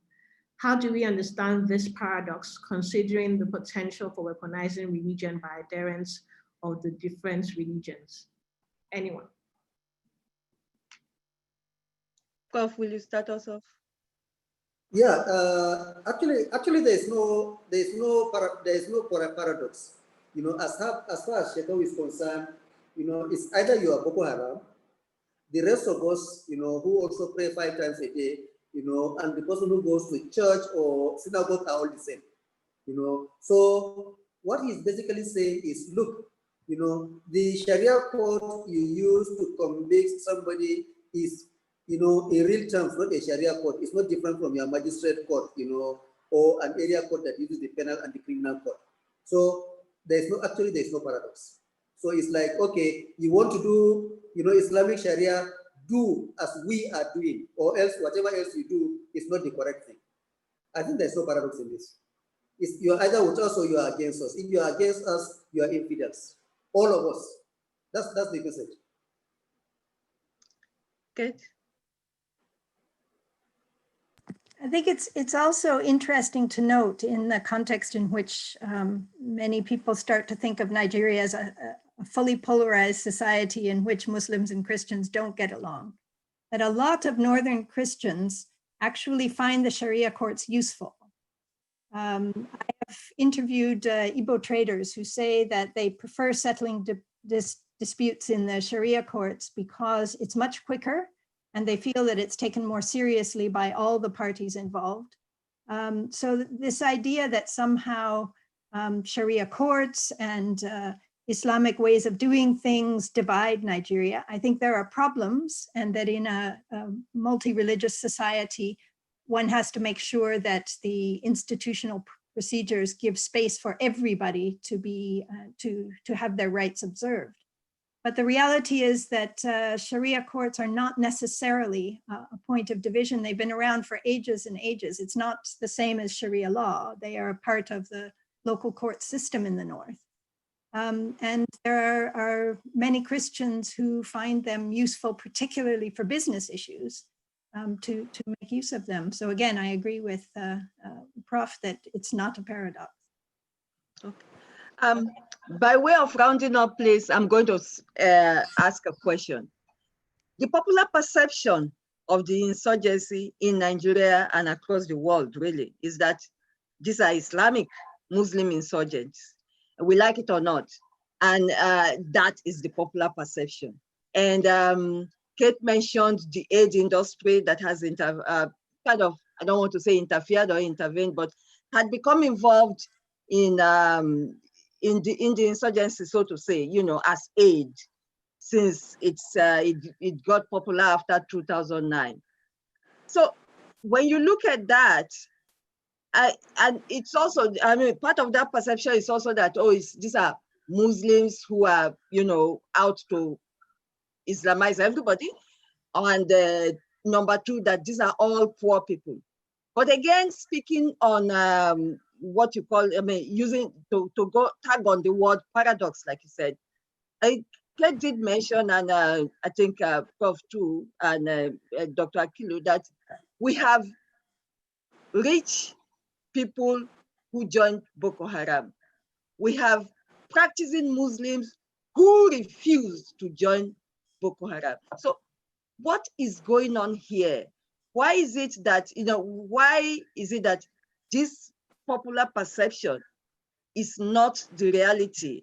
And what exactly, I mean, what is the whole world missing by perceiving the insurgency as Muslim and poor and Islamic and poverty and all that rolled into one. Dr. Akilu, please, let's start with you. Okay, I think if I can say, from nearly all the Boko Haram members, especially commanders that I've worked with, very few cite Islam as the reason that they join. It's really about a search for meaning, something to fill a void, and grievances against perceived injustices. Religion is used as an instrument to recruit, to allow them to create a new society. If it's about Islam, then they wouldn't spend so much energy in terms of causing divisions against Islam. It is really what I found is it's a way to express themselves by creating their own society and using Islam. Most of the members of Boko Haram, I can say with some authority, have very little understanding of Islam. They have very little interpretation. Some of them have learned to memorize the Quran with no meaning attached to it, and others have not even memorized the Quran. And their first introduction to the Quran is when they are in a Boko Haram camp, where it uses a twisted version of religion to keep them anchored within the movement. So I think if we talk more with these insurgents that are coming out, we will have a better understanding that really religion is just an instrument for them to create their own alternative society. They operate more like a sect than a religious movement, in my own opinion. Kof, when you answer, please, can you touch on, and Kate, please, when you're talking, you talked about the end game. How does this perception feed into the whatever end game we're going to see with the insurgency, and what should the policymakers be looking out for? Kate?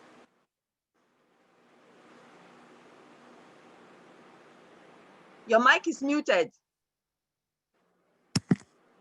Good. Okay. I think it's much more important to focus, to look beyond religion, as we've been talking about all along, and to focus on the wider political and economic incentives, and recognize that Islam is an idiom for talking about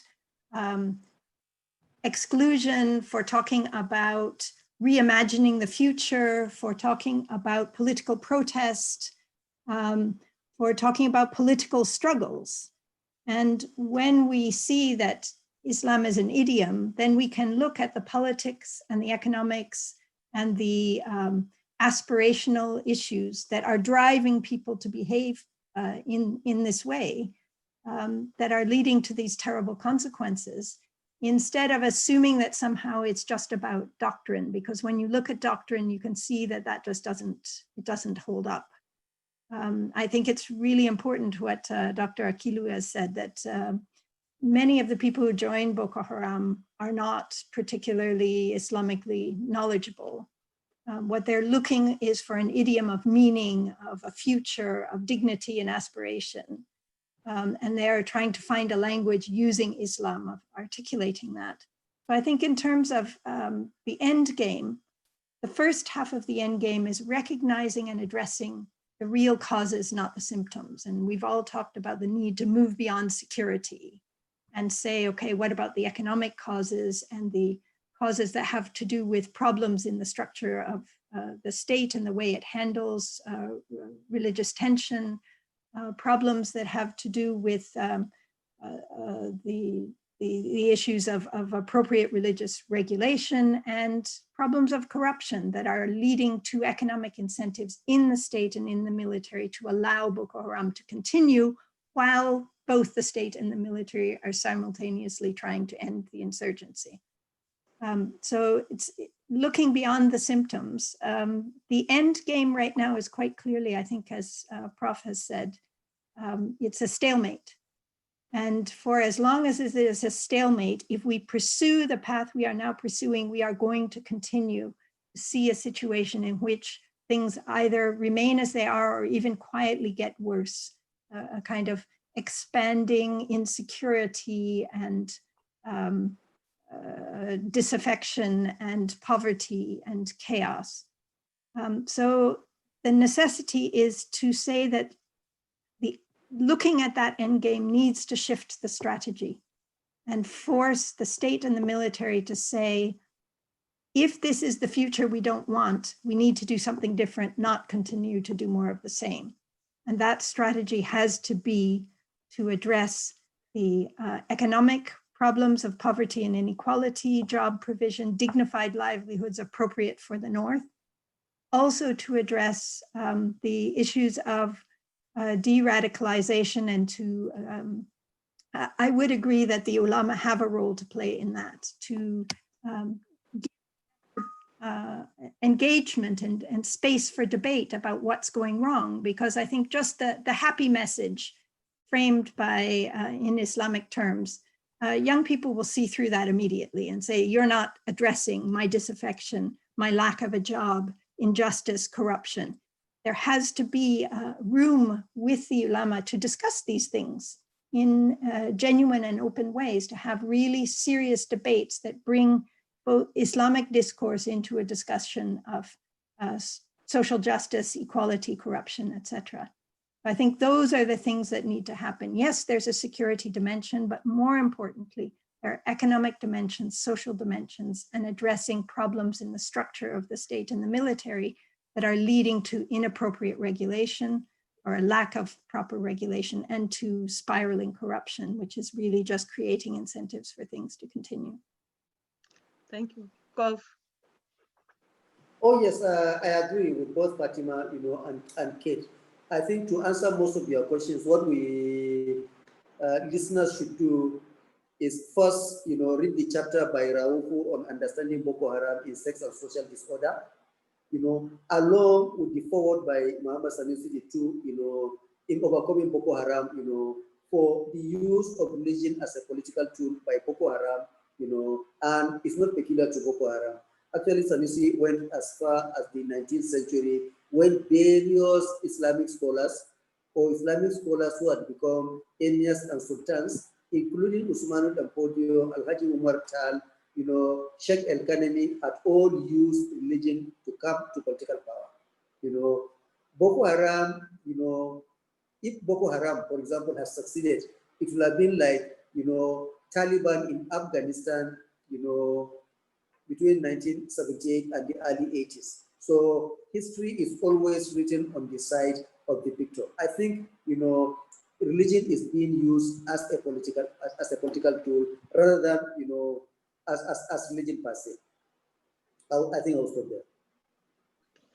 On that note, I would like to thank everybody, the participants, and I apologize really for the questions we could not address.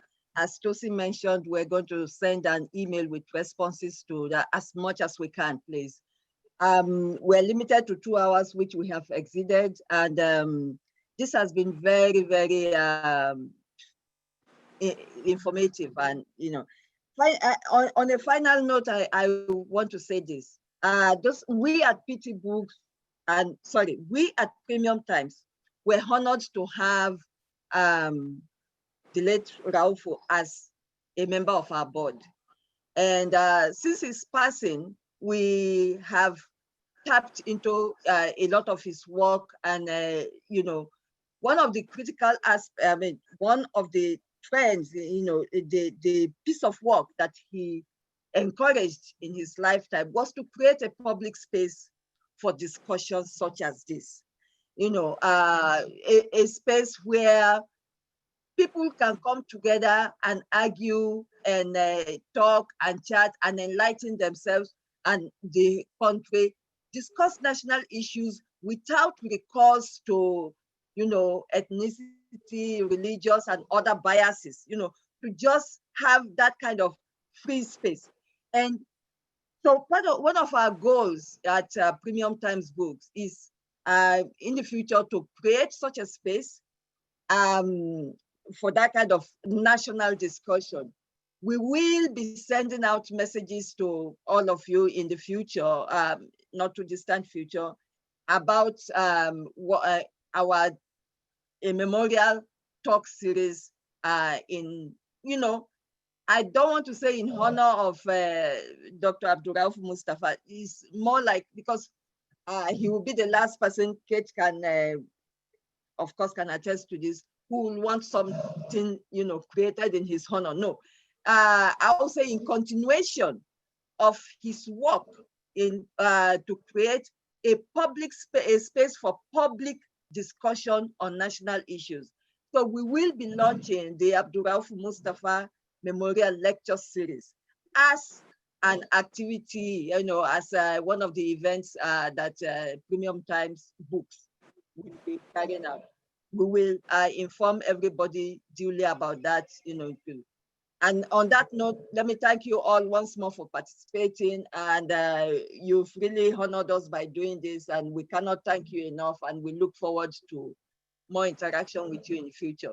To the panelists, Kate, Prof, Dr. Akilu, it's been so great talking with you guys. And I hope you will honor our next invitation, because we're going to have more of this. Thank you very much. Thank you. Thank you. Thank you. Thank you. Thank you. Thank you. MM.